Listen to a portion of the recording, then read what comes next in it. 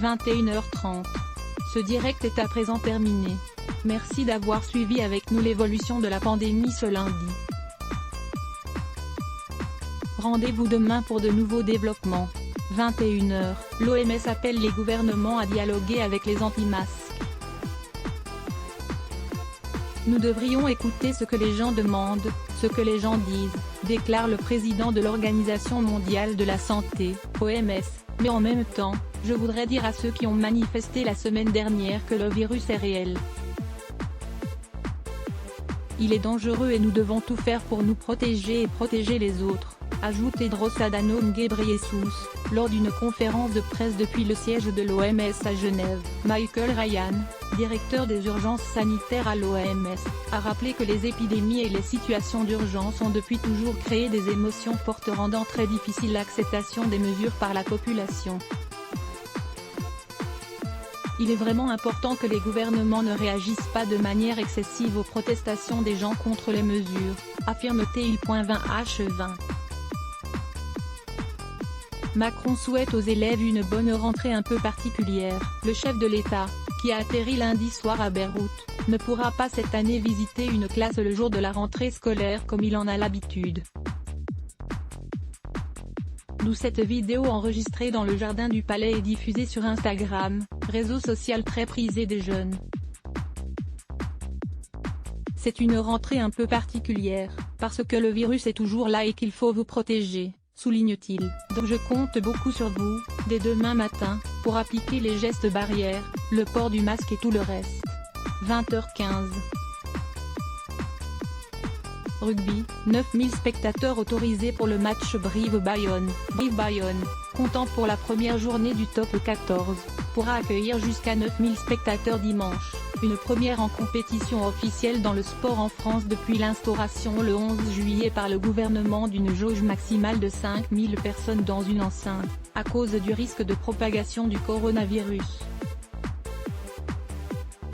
Le club briviste a reçu le feu vert de la préfecture de Corrèze.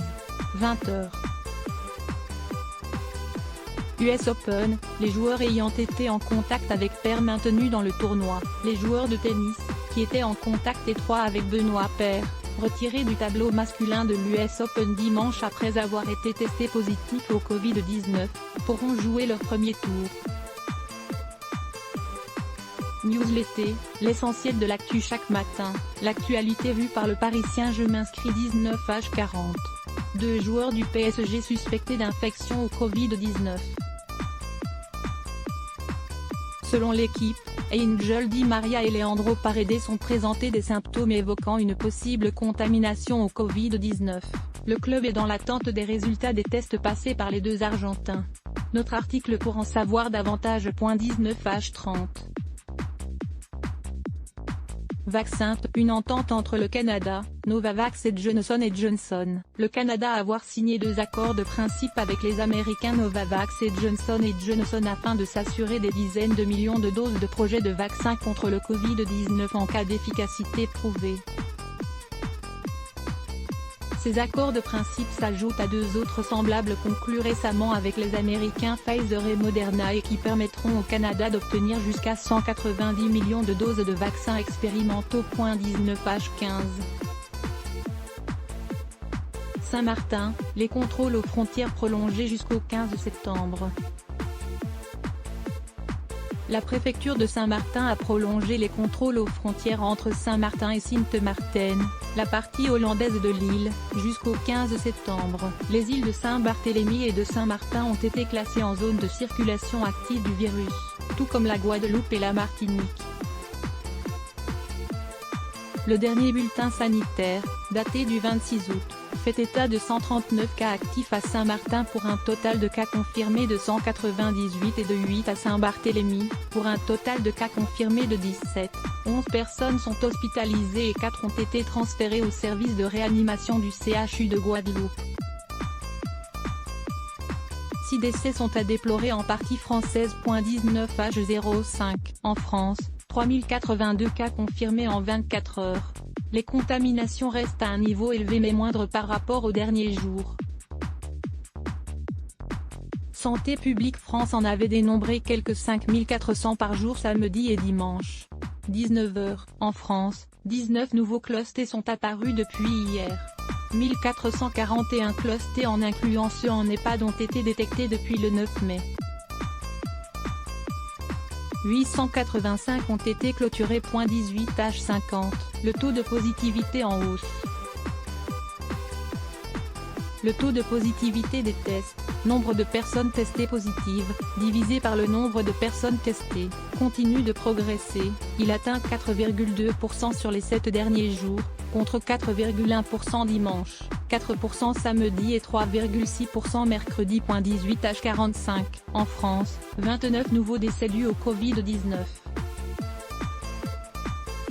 Au total 30 635 personnes sont décédées dont 20 128 au sein des établissements hospitaliers, selon la Direction générale de la santé. Le nombre de morts dans les établissements médico-sociaux et sociaux, comme les EHPAD, sera mis à jour mardi. 18h40. En France, 409 malades en soins intensifs. Ce lundi, selon la Direction générale de la santé, 4 582 personnes souffrant du coronavirus sont hospitalisées, dont 409 dans des services de réanimation contre 402 dimanche.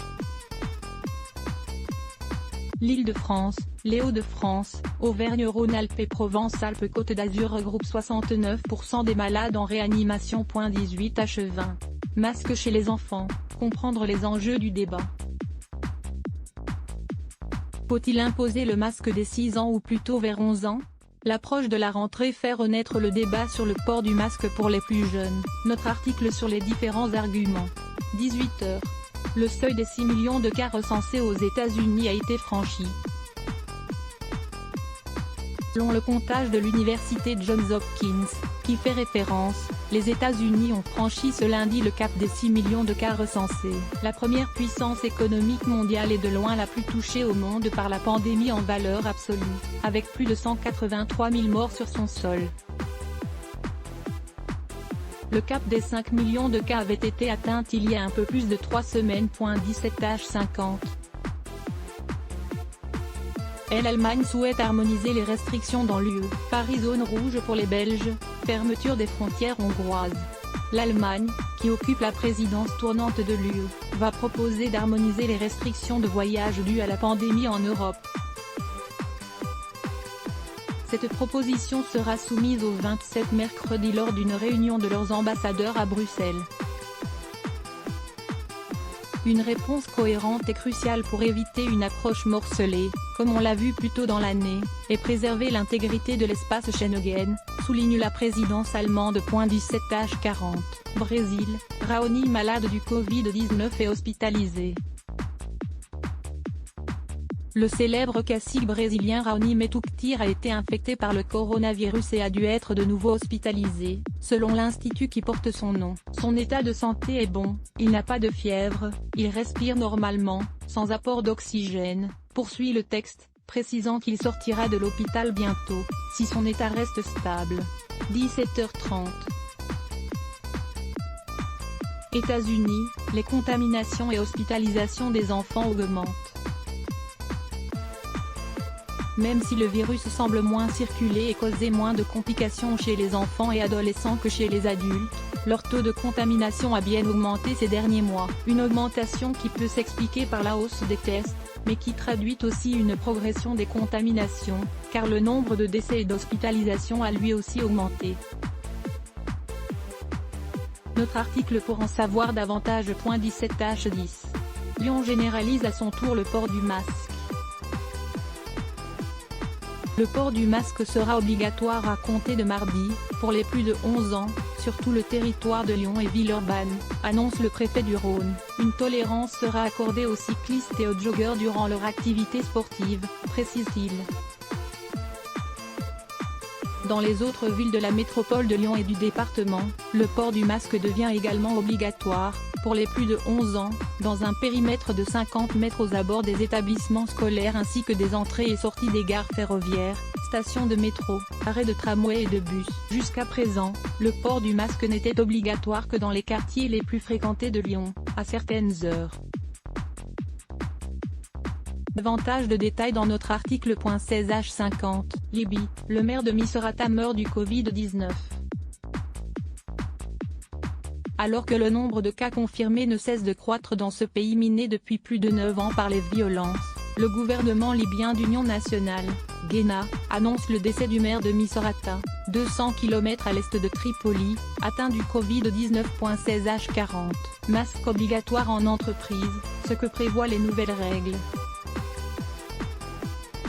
Le nouveau protocole sanitaire applicable au travail à partir du mardi 1er septembre apporte un peu de souplesse aux salariés, qui pourront souffler quelques dizaines de minutes par jour, mais les conditions sont strictes. Notre article pour savoir ce qu'il faut faire. 16h20, optimisme au Pérou. Ce pays, qui compte le plus de morts au monde par rapport à sa population avec 87 décès pour 100 000 habitants, entrevoit peut-être la lumière. Je suis sûr que nous sommes dans l'ultime étape, estime le président Martin Vizcarra en s'appuyant sur une décélération de l'épidémie. 16h05. Entreprise, le masque nécessaire en extérieur dans certains cas. Le port du masque sera nécessaire pour les travailleurs exerçant en extérieur en cas de regroupement et d'incapacité à respecter la distance d'1 mètre, selon le protocole sanitaire présenté aux partenaires sociaux, qui doit entrer en vigueur mardi, 16h. Inde, recul historique du PIB. Jamais l'économie indienne n'avait enregistré une telle régression depuis le début de la publication des chiffres de croissance trimestrielle en 1996. Le PIB de la troisième économie asiatique a décroché de 23,9% en glissement annuel au premier trimestre de l'année budgétaire indienne, qui va du 1er avril 2020 au 31 mars 2021. Tous les secteurs d'activité sont en recul par rapport à la même époque de l'année dernière, à l'exception de l'agriculture. 15h50. Italie, la rentrée scolaire, priorité du gouvernement. La réouverture des écoles en toute sécurité, est notre priorité aujourd'hui, a assuré le chef du gouvernement italien Giuseppe Conte. Après plus de 6 mois de fermeture en raison de la pandémie qui avait très durement frappé le pays, les écoles italiennes rouvrent leurs portes le 14 septembre, selon le calendrier officiel. Cette rentrée se déroule sous tension et dans un climat de suspicion chez les parents d'élèves comme chez les enseignants, alors que le pays connaît ces dernières semaines une reprise des contaminations. 15h40. Rentrée scolaire en période de Covid-19, 20 réponses concrètes à vos questions. Entre les annonces de Jean-Michel Blanquer et les recommandations du ministère, on commence à y voir un peu plus clair sur la journée type des élèves, qui retrouvent l'école ce mardi. Notre article à lire ici. 15h25. À Crépy-en-Valois, premier cluster de France, on veut tourner la page. Dans cette ville de l'Oise où les enfants et adolescents ont été les premiers du pays à arrêter les cours, le retour en classe ce mardi est vécu comme la sortie d'un trop long tunnel. Autre reportage. 15h15. L'UE adhère au dispositif d'accès au vaccin de l'OMS des pays les plus pauvres. La Commission européenne va participer au dispositif mis en place par l'Organisation mondiale de la santé, OMS, pour faciliter l'accès des pays pauvres au vaccin contre le coronavirus. Elle contribuera à hauteur de 400 millions d'euros sous forme de garantie. L'OMS incite les laboratoires à fabriquer des quantités suffisantes de vaccins et d'assurer leur disponibilité pour les pays en développement. 15h. Les Émirats envoient une aide médicale en Syrie. Pour la première fois en 9 années de guerre, les Émirats arabes unis ont envoyé une aide médicale en Syrie afin de lutter contre la pandémie. Des médicaments, des respirateurs et du désinfectant sont arrivés dimanche soir. Cet envoi intervient quelques mois après des contacts entre le président syrien Bachar al-Assad et le prince héritier d'Abu Dhabi, Mohammed Ben Sayed. 14h30. Des images honteuses en Allemagne.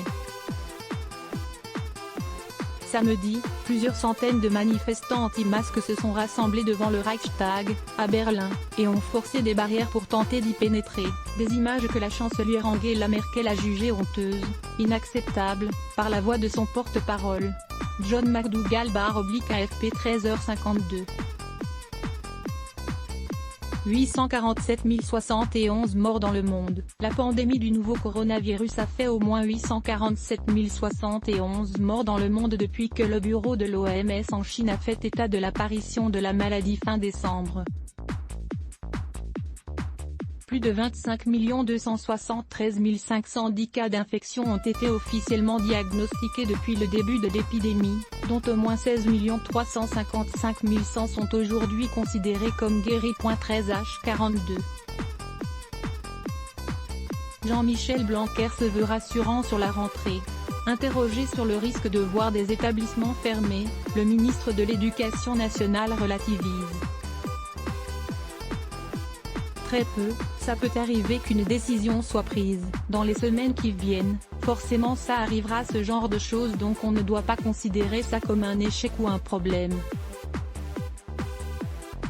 On doit considérer ça comme le corollaire nécessaire pour cette politique que nous voulons de retour des élèves à l'école. On doit continuer à vivre. Aujourd'hui, la jeunesse doit être notre priorité absolue. Nous leur devons un avenir bien dessiné et nous leur devons une rentrée dynamique, poursuit-il. 13H28. CGG va supprimer 94 postes sur son site de Massy. Le groupe parapétrolier français CGG compte supprimer 94 postes sur 364 sur son site de Massy, Essonne, notamment au travers de départs volontaires, dans un contexte de chute des cours du brut avec la pandémie de Covid-19. 13H14. Soirée spéciale consacrée à la rentrée scolaire sur France 4. Jean-Michel Blanquer est l'invité d'une soirée spéciale consacrée à la rentrée scolaire, diffusée ce lundi soir sur France 4. Port du masque, distanciation, personnes à risque. Le ministre de l'Éducation nationale tentera de répondre aux nombreuses inquiétudes liées à cette rentrée scolaire. 12H51. La Thaïlande reporte l'achat controversé de sous-marins chinois, d'un montant de plusieurs centaines de millions d'euros. Le pays a pris cette décision en raison de la pandémie et de l'inquiétude du public concernant la situation économique, justifie Prayut Chan-o-cha, Premier ministre et ministre de la Défense. 12H23. S'y retrouver dans les cartes. Zone de circulation active du virus. ZSA, niveau de vulnérabilité, différents indicateurs pris séparément. Depuis le début de la crise sanitaire, différentes représentations des départements français en fonction de l'évolution de l'épidémie coexistent. Notre décryptage pour ne pas s'y perdre est à lire ici. 12H11. Reprise vitale pour la survie du rugby pro. Le retour du top 14 est programmé vendredi après 6 mois sans compétition. Ce sera d'une façon différente mais il faut que nous reprenions. Pour le rugby professionnel, il n'y a pas le choix. Il faut que nous rejouions rapidement, dès le week-end prochain bien évidemment, déclare le président de la Ligue nationale de rugby, Paul Gauze, lors d'une conférence de rentrée. 11H29. Des chiens renifleurs de Covid-19. Les expériences qui utilisent des chiens entraînés à détecter par l'odorat les personnes contaminées par le nouveau coronavirus donnent des résultats prometteurs, mais il faut en compléter l'évaluation scientifique et définir des règles de bon usage, estiment lundi les académies vétérinaires et de médecine. 11H16. Le PIB italien a reculé de 12,8% au deuxième trimestre. L'Italie a enregistré une chute record de 12,8% de son produit intérieur brut, PIB, au deuxième trimestre par rapport au précédent en raison de la pandémie de Covid-19, entrant ainsi en récession, indique ce lundi l'ISTAT, en aggravant son estimation initiale. Comparé au deuxième trimestre 2019, le plongeon de la troisième économie de la zone euro est encore plus vertigineux, à moins 17,7%. 10H45. Normalement il ne manquera pas de professeurs dans les classes demain, souligne Jean-Michel Blanquer. 10H42. L'enseignement primaire est ma priorité, déclare Jean-Michel Blanquer. Ma deuxième priorité est l'enseignement professionnel, précise le ministre de l'Éducation nationale lors de sa visite au lycée professionnel Pierre et Marie Curie, à Château-Gontier, dans la Mayenne. 10H38. Le préfet de Vaucluse généralise le port du masque. Le préfet de Vaucluse va rendre obligatoire le masque dans les centres-villes des communes de plus de 9500 habitants, ainsi qu'aux abords des établissements scolaires. Il interdit aussi les rassemblements de plus de 10 personnes non masquées, même sur la voie publique selon France Bleu Vaucluse. 10h28. Jean-Michel Blanquer en Mayenne. Le ministre de l'Éducation nationale, Jean-Michel Blanquer, est en Mayenne, au lycée professionnel Pierre et Marie Curie, à Château-Gontier, pour une rencontre avec les enseignants. 10h22. L'US Open, un grand chelem au rabais ? Sans odeur dans sa bulle sanitaire, l'US Open qui débute ce lundi à New York aura-t-il également moins de saveur après la cascade de forfaits ? Novak Djokovic qui vise un 18e titre majeur et Serena Williams qui peut égaler le record de 24 trophées en grand chelem ne se poseront pas la question. À la veille des premiers échanges, les organisateurs ont annoncé l'éviction d'un joueur, le premier dames et messieurs confondus, pour un test positif au Covid-19. Le nom de ce joueur n'a pas été divulgué, mais le Français Benoît Paire, 22e mondial et tête de série N.17, a, dans la foulée, été remplacé dans le tableau masculin par l'Espagnol Marcel Granollers, 149e. 10h06. Crèche, assistante maternelle. Le masque pas encore obligatoire en présence des enfants.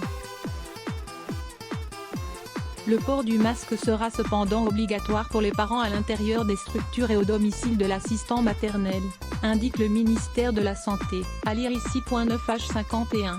La Thaïlande reporte l'achat controversé de sous-marins chinois. La Thaïlande reporte l'achat controversé de 2 sous-marins chinois pour plusieurs centaines de millions d'euros face à la crise économique engendrée par l'épidémie de coronavirus et la gronde d'une partie de la jeunesse dans la rue depuis plusieurs semaines. 9h43. Cette tente de dépistage gratuit dès ce lundi à Paris. La ville de Paris va installer 7 barnums dès ce lundi pour permettre de réaliser 1500 dépistages gratuits par jour. Dans une semaine, un centre par arrondissement sera créé. À lire ici. 9h26.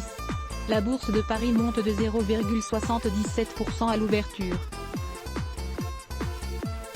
La bourse de Paris progresse de 0,77% à l'ouverture ce lundi, aidée par le dynamisme des places financières asiatiques dans le sillage d'indicateurs économiques plutôt bien orientés. 9h14. Pas d'augmentation du pass Navigo. Le pass Navigo n'augmentera pas en septembre, assure sur France Inter Valérie Pécresse, présidente de la région Île-de-France. Ce n'est pas aux Franciliens de payer un impôt Covid, on ne va pas augmenter le pass Navigo en cette rentrée pour payer le trou dans la caisse. 8h55. Les autorités néo-zélandaises confiantes.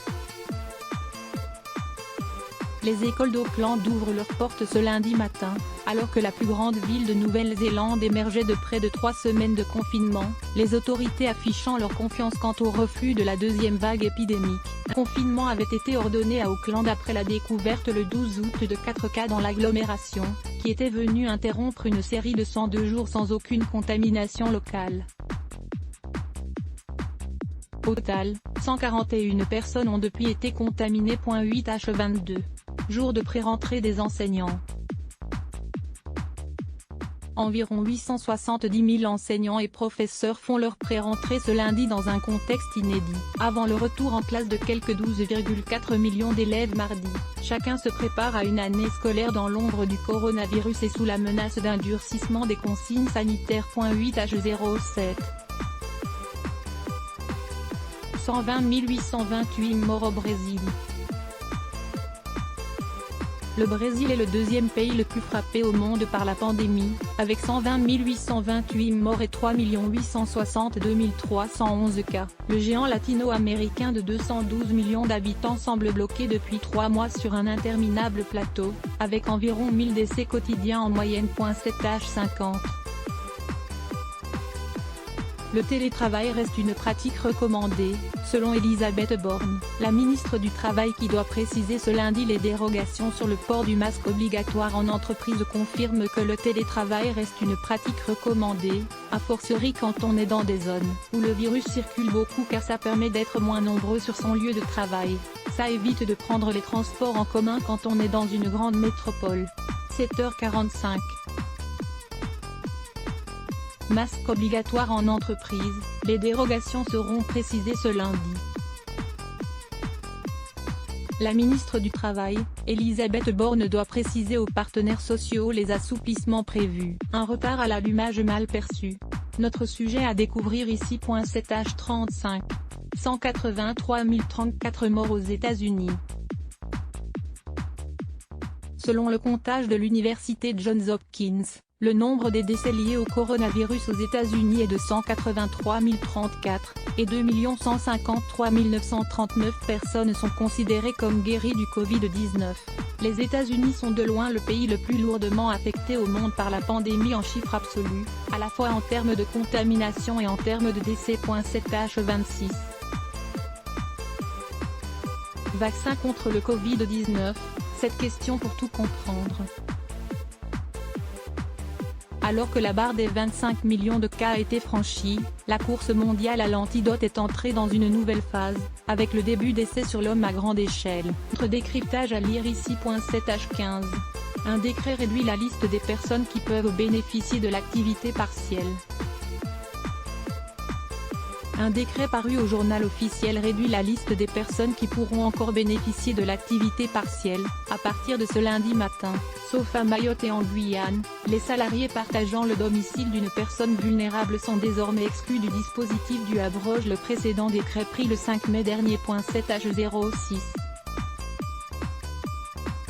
Les nouveaux cas au plus bas depuis 2 mois en Australie. L'Australie recense moins de 100 nouveaux cas de coronavirus ce lundi, pour la première fois en 2 mois, ce qui permet d'espérer un reflux durable de la deuxième vague épidémique qui s'est concentrée dans la région de Melbourne. 6h57. L'Institut Pasteur toujours dans la course pour le vaccin ? Dans la bataille à laquelle se livrent les laboratoires pour trouver une protection efficace contre le coronavirus, l'Institut parisien joue une partition singulière. Notre sujet à lire ici. 6h45. Près de 6 millions de cas aux États-Unis. Quelques 5 993 668 personnes ont contracté le virus et 183 034 y ont succombé aux États-Unis ce lundi, selon l'université Johns Hopkins. Le pays est le plus touché par la pandémie. 6h35. Périmètre élargi à Bordeaux pour le port du masque. Le port du masque sera obligatoire à partir de ce lundi matin dans la majeure partie du centre-ville de Bordeaux, dont les quais de Garonne, avec une extension possible du périmètre si la situation sanitaire empire, annonce le maire Elvie, Pierre Urmic. Dès ce lundi matin, le port du masque dans une grande partie du centre historique, concernera toute personne à partir de 11 ans, avait précisé le maire.